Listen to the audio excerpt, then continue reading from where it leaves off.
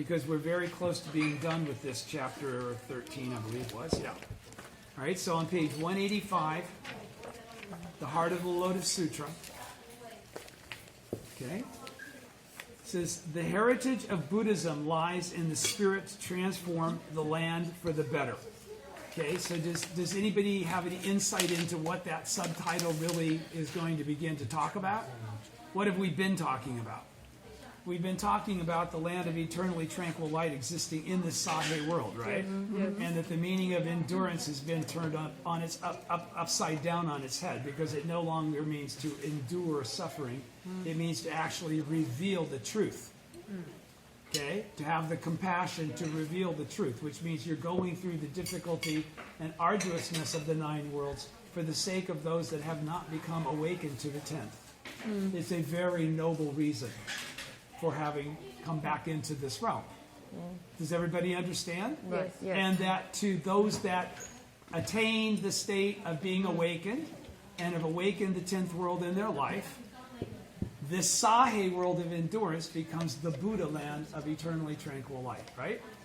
Okay, so going on then, he says in the subtitle, the true heritage of Buddhism. What would be the true heritage of Buddhism?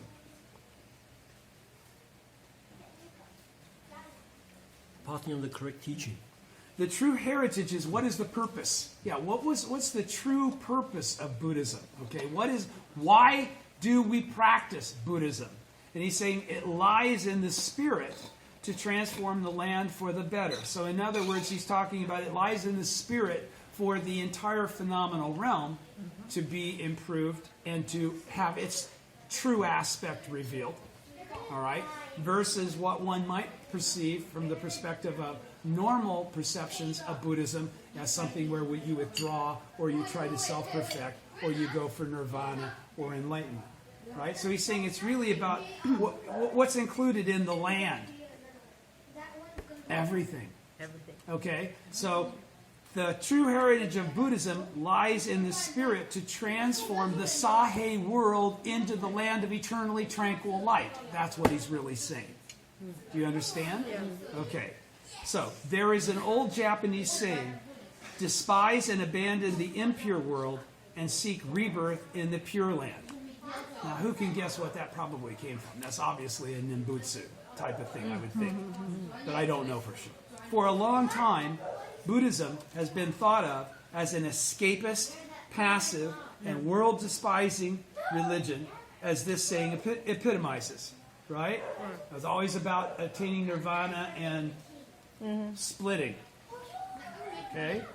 This actually ultimately entering an extinction where you no longer exist. The goal was to no longer exist. All right? In Hinayana Buddhism. This saying urges people to reject the real world, the one that I just mentioned, despite and abandon the impure world and seek the rebirth in the pure land. This saying urges people to reject the real world, so full of suffering, and to yearn for rebirth in the pure land of perfect bliss after death. Now, what does that also sound like? Virtually every other major religion on the planet. Okay? So it's not just about provisional Buddhism. It's about many, many other forms of grand philosophy, religion. All right? But the concept of a pure land, or heaven, or Buddha land, existing apart from reality is nothing more than an expedient means expounded in accordance with people's capacity. Now, that's a declarative statement. All right? So he's saying, no, not saying it might be. He's not saying we consider it to be. He's saying that it is. That those places like heaven, those perfect worlds, are imaginary. They do not exist in reality as places where temporary gatherings of the 5 components, living beings, manifest. All right? While such a teaching may give temporary consolation, it will not enable people to realize true happiness. Why? What you're talking is not true. It will never focus on this moment. It will seeking always something focus that on that future. moment that death creates the opportunity to enter into. That's actually the ultimate purpose and goal of those philosophies. Okay? Whereas Buddhism is constantly, moment by moment, about revealing the 10th world, and by virtue of that, being the Buddha. Okay? Mutual possession of the 10 worlds. It doesn't care if I'm all cranky and nasty. I'm still the Buddha. If I'm awakened to that fact, if I truly perceive it, and I utilize it, I will go through all 9 of the other worlds, constantly utilizing the 10th that is always present in all the other 9. You understand, right? Okay, so he says, in his treatise on the protection of the nation, which I again hope we can at some point in time read, because it's right there at the beginning with those 3 or 4 goshos I told you that explain the 10 worlds and 3,000 realms in a momentary state of existence. It's an excellent gosho. He says, Nichiren raises the question of whether those who practice the Lotus Sutra should pray to be reborn in a pure land. Like a Buddha land, like a Mahayana. Okay? Not necessarily Amita's pure land, but some kind of a pure land. Right? In answer, he first points out that in lifespan, Shakyamuni says, I have been constantly in this Sahe world. Based on this, he reasons, Shakyamuni, who revealed his identity as the Buddha who attained enlightenment in the remote past, is here in this Sahe world. Therefore, he concludes, there is no need to abandon this Sahe world and seek rebirth in some other land. See WND 2-143. Rather, Nichiren teaches we seek the pure land in this Sahe world. Now, I posted on the Skype thread thing. I posted the quote from the Izu Exile letter on the Izu Exile that you asked me what the last 2 sentences were about. Okay? That's really what he's also talking about here. Okay? Again, emphasizing the fact that there can be no distinction between the Buddha of 3,000 realms in a single moment of life and all of us. Okay? So, when he says, Shakyamuni, who revealed his identity as the Buddha who attained enlightenment in the remote past, is here in this Sahe world. In what manner is he here in this Sahe world? How is it? He says, okay, in his treatise on protection of the nation, Nichiren raises the question of whether those who practice the Lotus Sutra should pray to be reborn in a pure land. In answer, he points out first that in the lifespan, Shakyamuni says, I have constantly been in this Sahe world. Based on this, he reasons, Shakyamuni, who revealed his identity as the Buddha who attained enlightenment in the remote past, is here in this Sahe world. Because if Shakyamuni says, I have constantly been, then he's going to constantly be, right? So if he has not constantly been in this world as Shakyamuni Buddha, but he's still been in this world, okay, then how could that be? That's why Nichiren, in the Gosho that I sent you the quote on in line, he clarifies that Shakyamuni Buddha is we living beings. So you can't read this. Every time you see Shakyamuni, you think Shakyamuni the dude. You're going to be screwed because there's like 15 different Shakyamunis. Okay? There's the Shakyamuni of the essential teaching. There's the Shakyamuni hidden in the depths of the Lotus Sutra. There's the Shakyamuni of the theoretical teaching. There's the Shakyamuni of the provisional teachings. Okay? All of those references have specific meaning, and they're not all the same. Shakyamuni doesn't mean Shakyamuni. It's really a preface for the truth. Okay? The truth. The Shakyamuni of the Sahe world in the latter day of the law is the truth. That it's us. Not another dude named Shakyamuni that's like hanging over us invisibly, pulling strings like he's God. Or that we're having our prayers answered through. Nor is there a Nichiren doing that. Do you understand? Okay, so that's why he's gone out of his way to make all of this perfectly clear so there can be no understandings or mystification about the identity of all living beings. What is the identity of all living beings? Nam-myoho Renge-kyo. What's the difference among all living beings? Zero. The grand equality of the Lotus Sutra. All things are equal. Shakyamuni is equal. Nichiren is equal. Nam-myoho Renge-kyo is an equality issue. Nobody has more than somebody else. Okay? It's very clear, right? Yeah. Okay, so he's saying, rather Nichiren teaches we should seek the Pure Land in this Sahe world. We shouldn't be listening to any of the teachings from even the Tentai Mahayana school talking about seeking life after death as some way to escape the life that we experience in this world. All right? In essence, at the bottom of page 185, this world of reality is itself the Pure Land. And the spirit of Buddhism lies in working tenaciously to make that original Pure Land become manifest. Now, how do you do that? He says, that original Pure Land. What's he talking about?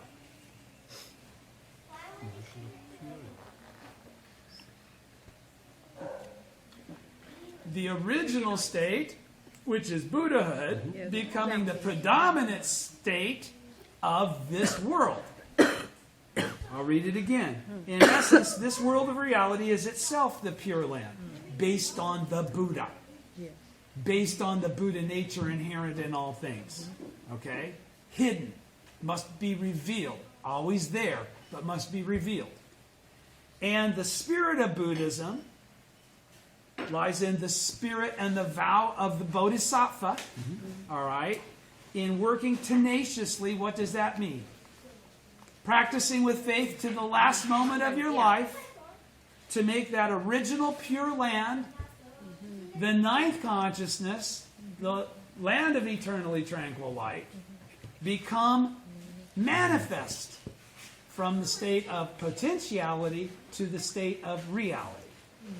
Okay, so that it's experienced by the living beings, by all the living beings inhabiting this realm. This is the purpose of the advent of every single bodhisattva of the earth. You may think that you were born to move to Asia, become a master of two very difficult languages, or to experience life on two continents and grow into a single profession after many years, or to advance within the corporate ranks, or to go to Columbia and get a degree in journalism, or to be a genius inventor, or to be a TV superstar. You may think any of those things might be the reason that you make your advent, but in fact, all of those things are part of your life for the purpose of expressing Nam-myoho Renge-kyo. Yes. Okay? That's the entire reason you're born. That's the reason you, as bodhisattvas of the earth, live. Okay? That's why we experience Sancho Shima. All right? Do you understand? Yes. All right, so Buddhism is certainly not a religion that encourages people to aim solely for personal enlightenment, secluding themselves away from others and society and mountains and forests. As a matter of fact, we say you can't attain enlightenment that way. Nichiren says you cannot attain enlightenment that way. Okay? Without practicing for oneself and for others, you cannot. You're not going to propagate much if you're sitting in a cave by yourself, meditating. We don't meditate, do we? We sing. We sing and dance. Nor is it a religion that urges people to give up on the present and place all their hopes on the promise of happiness after death. Right?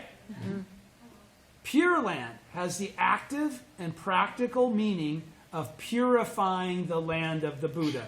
This is the original denotation of Pure Land. In Japanese Buddhism, this original meaning has completely vanished, and the term has come to indicate a world after death, an afterworld. But that wasn't its original meaning. Pure Land, in other words, means to purify the land. It indicates taking action to improve the environment and construct a better society. What's the key word in that sentence? Action. Action. Bodhicitta. The action of the bodhisattvas is what creates the potentiality for enlightenment. The Buddhist scriptures go so far as to identify specific actions to be taken to transform the land. This is all provisional. For example, Shakyamuni at one point says, but again, there's truth in those provisional teachings, right? They're just not the correct teaching. Those who set up a park or a grove, the people who construct a bridge, a place to drink and a well, those who give a residence. Now, what has he just talked about in those 4 first lines? What is that mentioning time and again?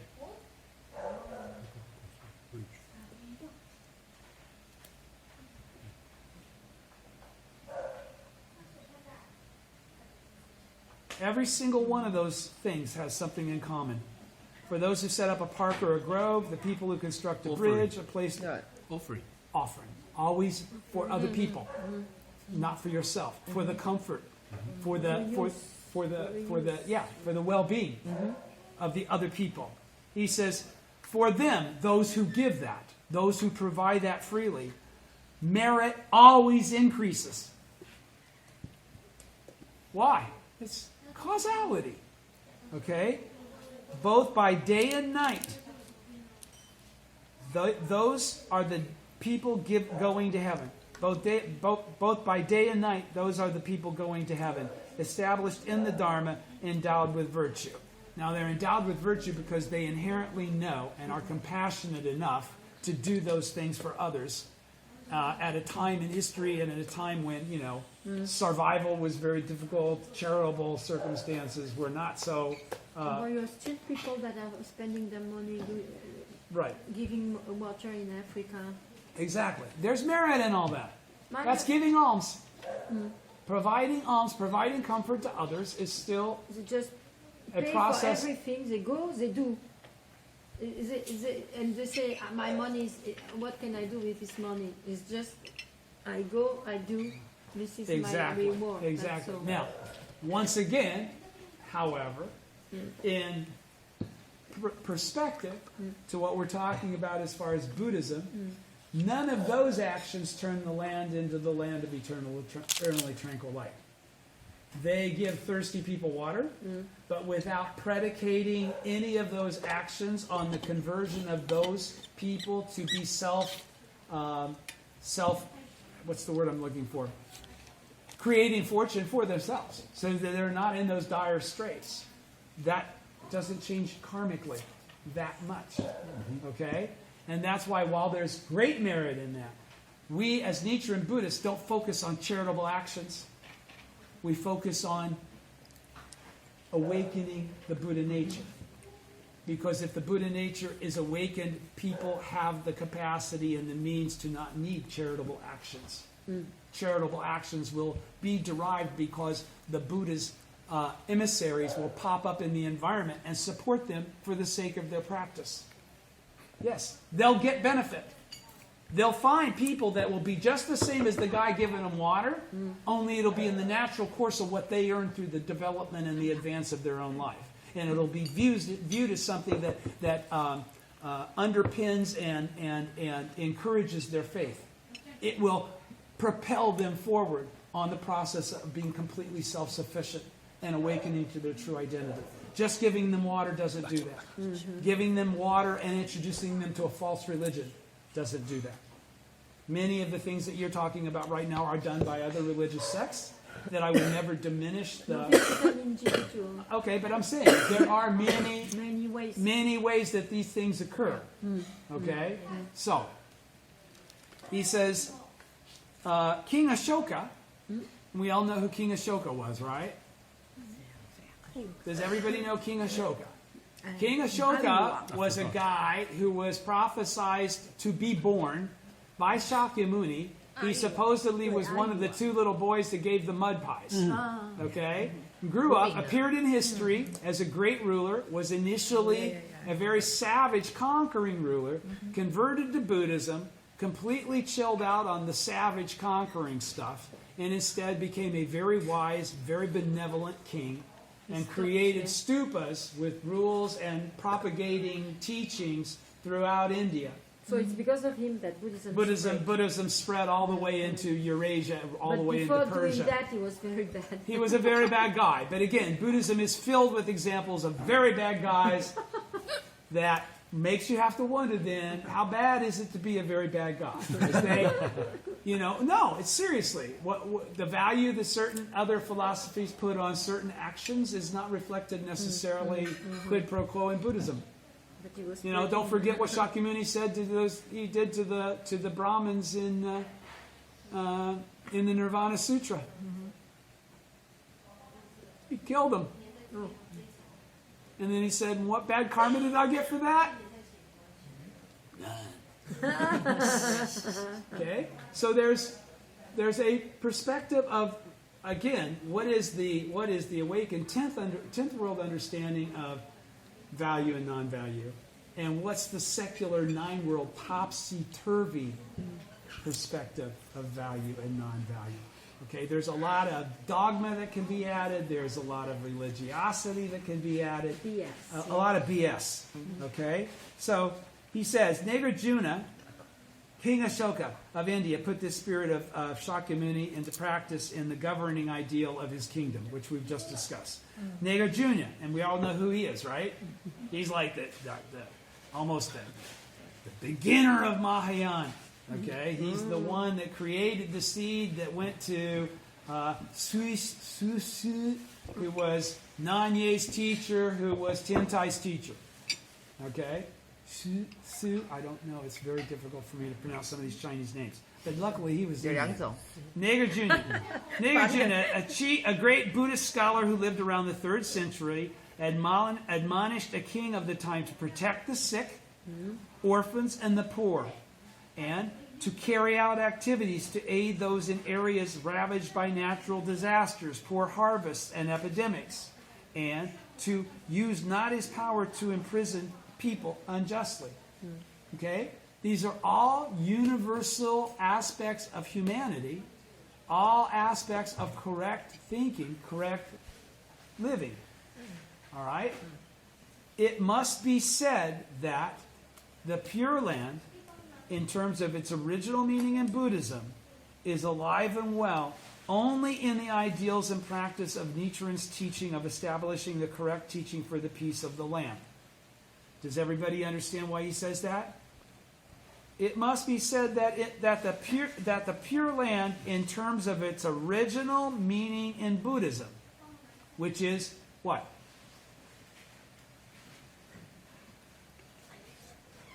Look back 3 paragraphs. He already said it in clear. Luckily for my reference, I have it in bold so that I can go back easily and point to it. Pure Land, in other words, means to purify the land. To purify the land.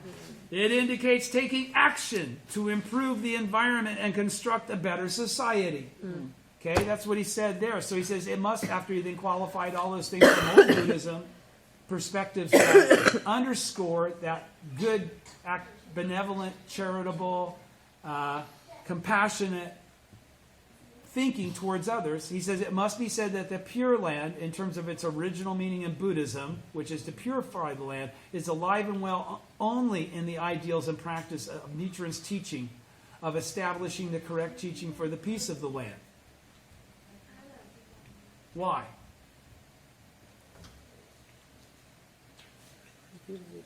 The true heritage of Buddhism is found in the spirit to transform for the better the actual land in which we live. But why does he say what he says here? I'll read it one more time. It must be said that the Pure Land, in terms of its original meaning in Buddhism, is alive and well only in the ideals and practice of Nichiren's teaching of establishing the correct teaching for the peace of the land. The true heritage of Buddhism is found in the spirit to transform for the better the actual land in which we live. Do you understand the There is a transformation. There is not a state. The key is that, yes, the key is the transformation. The key is that we're talking about the land not becoming a different land. Okay, a different place. Okay, but actually assuming its true identity, because the occupants have assumed their true identity. Okay? So the heritage of true Buddhism is found in the spirit to transform the better the actual land in which we live, because in the absence of Nichiren Buddhism, there is no transformation in any of those religions. This religion, what is the transformation he's talking about that allows this to occur? In Nichiren Buddhism, what allows this to occur? What allows this to occur? Awaken. Buddhahood in the people themselves in actual Ichinen Sanzen form. That's it. A actual transformation of Buddhahood. Otherwise, it stays the Sahe world. Right. Yeah. Right? Right. It only becomes what he's talking about here by virtue of what he's qualified in saying so. Purifying the land. Understand it from that standpoint. It must be said that the pure land, in terms of its original meaning in Buddhism of purifying the land, is alive and well only in the ideals and practice of Nichiren's teaching of establishing the correct teaching for the peace of the land, establishing Nam-myoho Renge-kyo, widespread propagation of the true teaching that awakens all people to their true identity, that awakens all people to the true reality that they are the make or break in their own happiness. They are the entire empowerment for their suffering or success. Yep. Okay? Yeah. That's what makes a suffering world of endurance. Sahe, go to Buddha land. Right? Not a lot of freaking happy talk. Not a lot of people that are philosophically capable of talking nicely. Comes from shakabuku. Comes from what you do. Constantly talking to others. Constantly looking for ways to influence them. All right? She does a lot of that. I give her big credit for that. All right? And she talks to a lot of people that most people just wouldn't bother to. Right? President Toto once said, it's a fact. It's a fact. That's your mission, baby. Oh. Yeah. Why do you think you're sitting at the table? And then I say, oh. President Toda. President Toda. And you could never convince them without understanding this the way you're learning it now. Yeah, but yeah. So I'm No, because it awakened. doesn't make any sense any other way. There's no superiorness to the teaching if it's not... I would not understand why I'm doing what I'm doing if I'm not this. Because it really it's something very... Exactly. You would just be as confused as everybody else. Yeah, but I was in my car and I was thinking, everybody's so confused. We are the only one to... They are Christians. You know, everybody, everywhere, they are talking. Yeah. They are talking Yeah. nonsense. Yeah. But they Right, are talking right. nonsense to people that don't Yeah. understand anything. Yeah. And sometimes now It's I look all- differently. It's all contained in that paragraph. Let me read that paragraph one more time. It must be said that the Pure Land, in terms of its original meaning in Buddhism, is alive and well only in the ideals and practice of Nichiren's teaching of establishing the correct teaching for the peace of the land. Risho an Kokoran. The true heritage of Buddhism is found in the spirit to transform for the better the actual land in which we live. Is found in the spirit. Right. The spirit contains action. Okay? Right. You don't have to President go to heaven. Toda once said, we must make this Sahe world of ours a place of tranquility and peace. Yes. We don't need everybody to do that. Not everybody has to be on our team or agree with us to accomplish that. Buddhism says we only need a third. We need a third of the people on the team, a third of the people that don't give a shit, and that won't matter if that leaves a third that opposes. We'll still pull it off. All right? President Toda once said, we must make the Sahe world of ours a place of tranquility and peace. Atomic weapons must not fly, and bombs must not rain down from airplanes. There must be no killing of people or death by starvation in the world where we are spreading the mystic law. We must become an M-class planet, ready for the Federation of whatever, you know, Star Trek. No, Star Trek. What's the predication of Star Trek, the TV series? You all know what I'm talking about. What's the unique aspect that made that show so different than anything else? The fact that they were doing space travel? No, it was on the fact that it was based on a premise that in the future the world would overcome all of its maladies. It would become a place united by the simple word humanity. It would no longer have governance based on territorial divisions. It would no longer have separations based on race, ethnicity, sexuality, anything. It's just all the human beings together cruising with all the other kind of human life forms out there.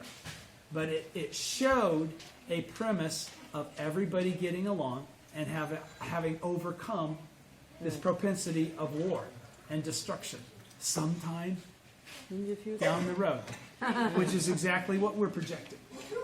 That's exactly what we're projecting. And then what happens when they conquer those devils in their own world? They find the inhabitants of others. And can communicate, okay? I mean, it's all there. In Gongyo, we offer prayers for world peace and the happiness of all living beings. Everybody knows that. That's part of the prayers, right? Right. Every day we listen to the worries of friends and exert ourselves in our practice for Kosen Rufu. Truly, this is the noble practice for purifying the land of the Buddha. SGI members carry out their Bodhisattva practice as emissaries of the Buddha.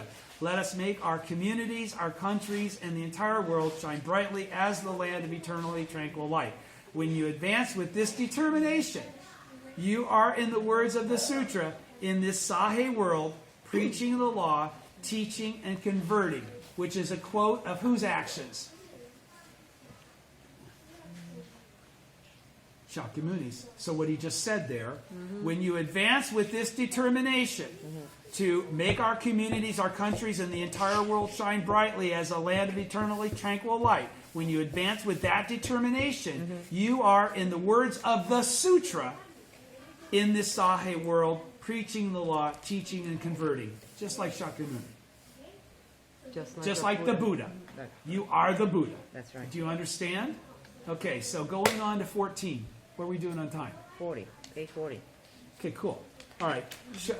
Page 189. 189. Thank you, sir.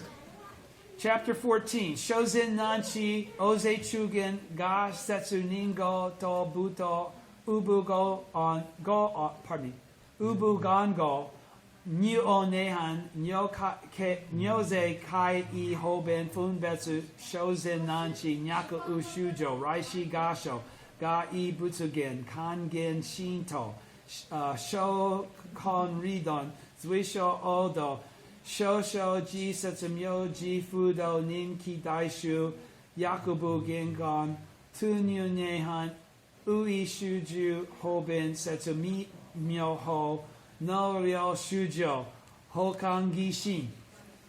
Sorry, my kanji's terrible. It's been many years Yeah. since I did. Okay? No longer than you guys saw it because I started on my own before they authorized it. Okay, good men. During that time, I have spoken about the Buddha burning torch and others. Does everybody remember burning torch?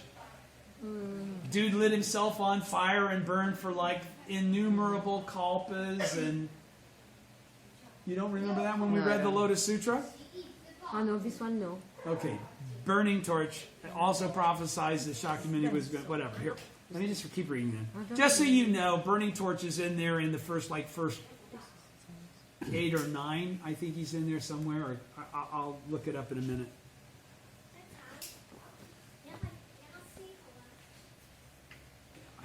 Burning torch, burning torch, burning torch.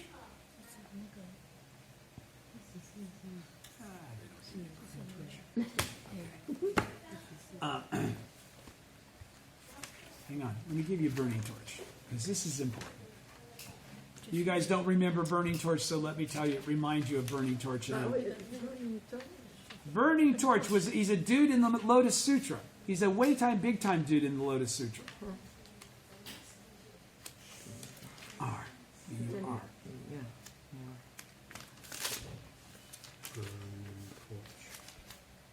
Burning torch, also known as fixed light, a Buddha to whom Shakyamuni, when practicing as a bodhisattva named learned youth in a previous existence, once offered flowers. So Shakyamuni offered to the Buddha burning torch when he was in a previous existence by the name of learned youth. As a bodhisattva named learned youth, he offered this Buddha burning torch flowers. Okay? Which was the cause for him to attain enlightenment in this world, supposedly. All right? It is said that when learned youth tossed 5 lotus blossoms toward the Buddha burning torch as an offering, they remained afloat in the air. When Bodhisattva learning youth spread his deerskin cloak, and again, we know Bodhisattva learning youth is Shakyamuni, right? Spread his cloak and his own hair over marshy ground for the Buddha to walk upon.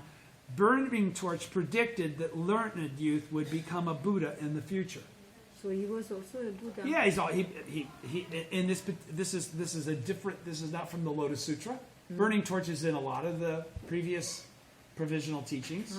Okay, the reason he's mentioned in the Lotus Sutra is because he's a Buddha that Shakyamuni can mention, and everybody knows who he's talking about. Okay, he says the Buddha Burning Torch is described in several texts. The treatise on the great perfection of wisdom refers to him as Burning Torch, and the Sutra of the Buddha's marvelous deeds in previous lifetimes as Fixed Light. According to the introduction, first chapter of the Lotus Sutra, the Buddha Burning Torch was one of the 8 sons of a Buddha named Sun Moon Bright. He practiced the Lotus Sutra under his father's disciple, Bodhisattva Wonderful Bright, and attained enlightenment. Okay, so you can see in all of these provisional teachings, they have shown that these entities have been attaining Buddhahood under provisional teachings. They're all expedients. None of these stories are real. That's what's being explained to us now. Do you understand? Okay, this is important. That's why I read Burning Torch, okay? Burning Torch is an expedient means. Okay? But the expedient means that the teaching of Burning Torch expresses is forbearance and compassion, because it was for the sake of the law that he was willing to burn his arms and have them burn for countless kalpas. Okay? That was no pain, no big deal. That was a representative of how arduous the task of becoming a Buddha is. What you must be willing to suffer and endure. How much faith and dedication you must have. All right? In the provisional teachings. In the provisional teachings. Okay? Do you understand now? Do you understand? Okay, so let me continue. Everybody's with me? Yes. All right. He says, I'll reread the translation of the Romaji. Good men, during that time I have spoken about the Buddha Burning Torch and others and described how they entered nirvana, because all of these guys enter nirvana, right? They've got their true law, the period of true law, the period of their counterfeit law, and then they have their latter day of the law. And then they all enter extinction at a given point in those provisional teachings after countless kalpa. Okay? You with me? Yes. All right. And described how they entered nirvana. Okay?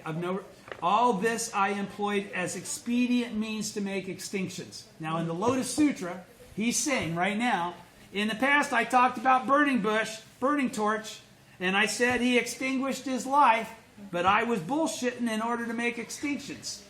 Because you couldn't handle the truth then. Listen to me now. All right? Good men, if there are living beings who come to me, I employ my Buddha eye. In other words, I use my inherent wisdom to observe whether their faith and other faculties are keen or dull.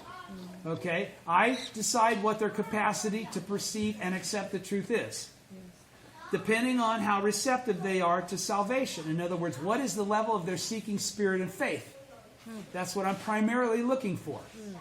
The more I know their seeking spirit and faith is, the more I can reveal the truth. I don't have to use expedient means. Right? Right. I appear in different places and preach to them under different names. Because the influence of what's being done is actually the entity of the law here. Okay? And describe my lifespan as long or short. I tell them whatever I got to tell them to get through the story or the lesson that I'm trying to teach them. Sometimes when I make my appearance, I say that I am about to enter nirvana, myself extinguish, blow out. And also employ different expedient means to preach the subtle and wonderful law, thus causing living beings to awaken joyful minds. I do whatever I got to do to get them going. Do you understand? Okay. All right. So he's just said, everything I say isn't literally the case. Everything I've said in the past isn't literally the case. It was to get us all to this point for me to say what I'm telling you now. Okay? That's why in a while he's going to say, honestly discarding expedient means, accepting not even a single verse of the provisional teachings. That's what he proclaims. Okay? That means zip, nada, nothing, doesn't it? Honestly discarding expedient means accepting not even a single verse of the provisional teachings. That is Shakyamuni's teaching in the Lotus Sutra. All right? This is where he's changing all that up. During that time, before we talked about at that time, right? Yeah. At that time was the preaching of the law on the basis of the Buddha's capacity rather than on the capacity of the audience, all right? During that time is during the period at which he's been preaching at this level, okay? During that time refers to the period from when Shakyamuni attained Buddhahood in the remote past until his appearance as Shakyamuni in India. In this passage, Shakyamuni speaks in detail of his activities during that interval. First, he clarifies that although in the past he had spoken of appearance of the Buddha burning torch and other Buddhas and described their entering nirvana, all these accounts of past Buddhas were merely expedients. Merely expedients means they weren't true. They were stories to lead people to the truth. Shakyamuni had just explained that he dwells eternally in the Sahe world and continually takes action to lead people to enlightenment. Here he clarifies that his explanations of the appearance of the past Buddhas and of their entering nirvana were merely expedient means to guide people. All of his provisional stories have been stories. All right? These past Buddhas were emanations that he, Shakyamuni, as the Buddha who attained enlightenment in the remote past, had manifested. Now understand, for you, he's only saying this for the first time in the Lotus Sutra. So if you're somebody that rejects the Lotus Sutra or has never read the Lotus Sutra, you're never going to have come across him having made these statements, making this clarity, these comments. That's why you wouldn't drop the thing that you're doing incorrectly. Okay, so you're saying, is it a lack of study? No, because their teachings say they don't have to study anymore. Their teachings don't end with, and now, by the way, P.S., go on to study the Lotus Sutra to see what it says. Right? They just stop. But you have the scriptures. And but the scriptures you have the books and all the it's in the time like that. So you stop here and you say, there I will not go to see. Well, because Mahayana, again, if your school is already saying that the teachings that it's based on exceed the teachings of the Lotus Sutra, you wouldn't be looking at the Lotus Sutra for some new, more special way that hasn't been revealed. You would already consider it you as have inferior. already the screening. You've already considered it too complicated, either on a basis it's too complicated to help normal people, it's only for bodhisattvas, it's just way over everybody's head, okay? Or that it doesn't contain the elements of true word that make true word better, okay? Because don't forget, Ichinen Sanzen has already been stolen from Tentai and inserted into the doctrine of the flower garland and true word schools. So you can't even talk about 3,000 realms in a momentary state of a life or the existence of the Buddha nature inherent in all living beings as a singular aspect of doctrine that only exists in the Lotus Sutra. Because that doctrine was divined from the Lotus Sutra by Tentai, but then afterwards it was stolen, inserted by Shen Wei and Sang from Flower Garland. Right. Thank you. Okay? So, understand that this is all complicated stuff. All right? That's why the true Buddha had to make his advent. To straighten it out, to lay it all down, so we're not trying to divine things from old texts that are translations of Sanskrit. Okay? To conform it in many letters to many different people so we could see so many ways in terms of expedience and compassion to convey it at the right level, at the right time, for the right kind of development of the person we're encouraging. If I'm talking to a Sarinbo kind of a dude, I can talk like Sarinbo. If I'm talking to a Toki Jonin, I can talk to a Toki Jonin. The Daishonin has given me an example of the wisdom that I must utilize for the sake of propagation. Okay? He's taught me how not to be like Samibo. And goddamn, don't I know a lot. Okay? He's taught me the world of Buddhahood, which is the max compassion you can have, because all you want is for everybody to be equal to you. Okay? You don't want them to just do better. You want them to be equal to you. You want them to be free. All right? So, Shakyamuni had just, okay. Shakyamuni, where am I? Where?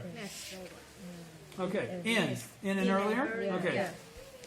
In an earlier sutra, Shakyamuni explained that in a previous existence, he had practiced under Burning Torch as a bodhisattva named Learned Youth.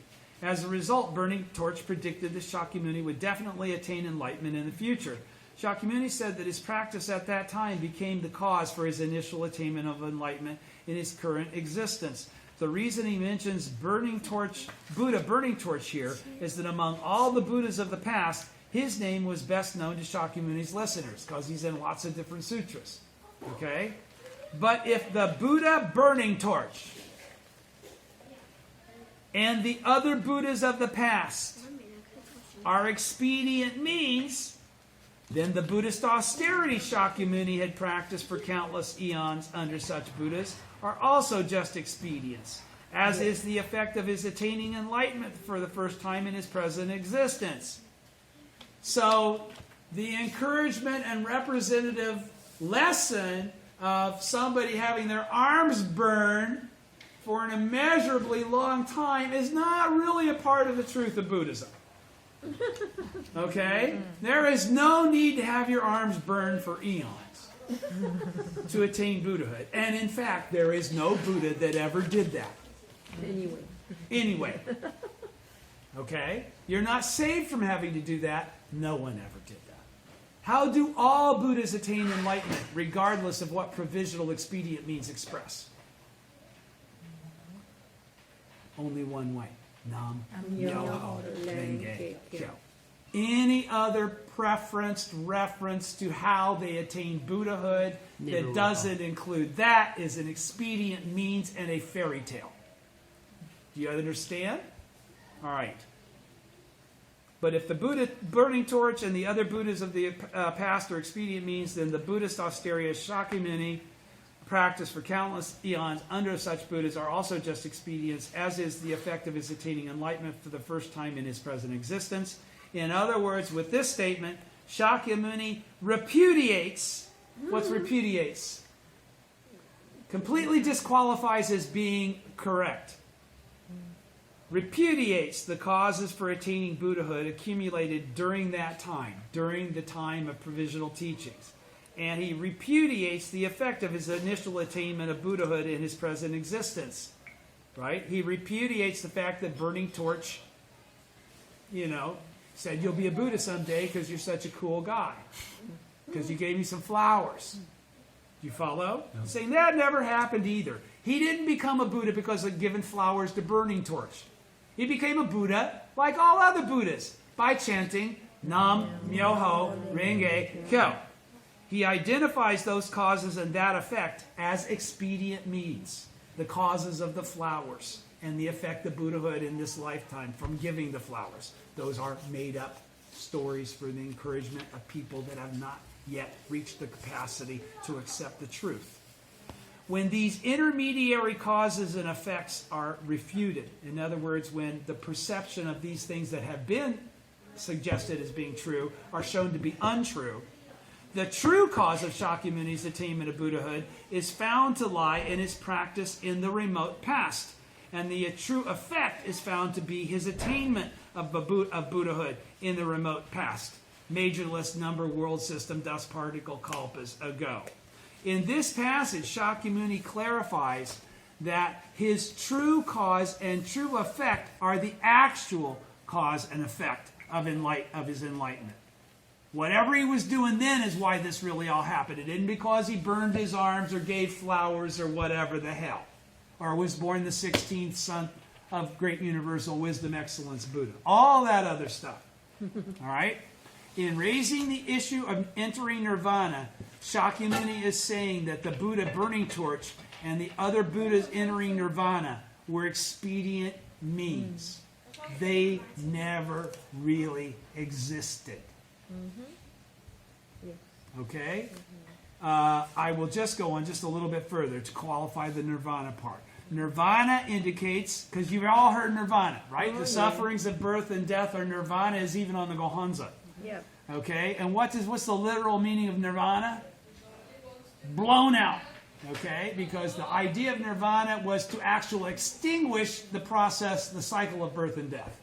That's what nirvana was. Nirvana was getting to the point where you were no longer reborn, because with rebirth came suffering.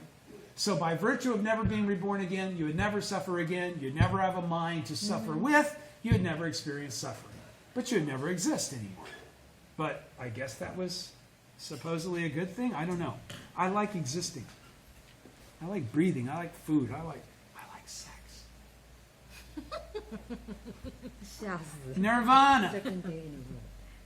Nirvana indicates a state of peace and tranquility attained through the extermination of earthly desires. Now that is not something that I care for, frankly. That's what I just said. Okay? I don't want that kind of nirvana. I don't know about any of you. Maybe you do. Nirvana indicates a state of peace and tranquility attained through the extermination of earthly desires. The earlier sutras further teach that through exterminating the physical body, getting rid of it as well, one could enter a state of complete nirvana, or nirvana of no remainder. This understanding has come to inform the meaning of entering nirvana, which indicates the death of a Buddha. Here in Lifespan, Shakyamuni emphasizes that complete nirvana, in a sense of physical and spiritual extinction, is an expedient means. It never happens. In the Lotus Sutra, the true nirvana does not mean physical and spiritual extinction. Rather, it consists of the perfection of wisdom. Because what is the perfection of wisdom? It consists of the perfection of wisdom. What is the perfection of wisdom? Buddhahood. Buddhahood, bro! You got it. That's right. Perfection of wisdom and Buddhahood are identical. For this reason, that's what Buddhahood is, the perfection of your wisdom. For this reason, Shakyamuni explains that even accounts of Buddhas entering nirvana are expedient means, and that the perfected wisdom of the Buddha exists eternally as embodied in Shakyamuni, the Buddha who attained enlightenment in the remote past. Shakyamuni speaks to this matter in the passage of the verse section of the Lifespan chapter, which reads, "As an expedient means, I appear to enter nirvana." I appear to enter nirvana, in quotations, but I really don't. So let us put off a detailed discussion of this matter until we come to that section. Next, and we'll stop there. Next in the passage that begins. That's a new thought process. And that will carry us next time all the way to 15, which is what we will complete to next Wednesday. The following Tuesday, my mom's not doing well. We're going to LA. Okay?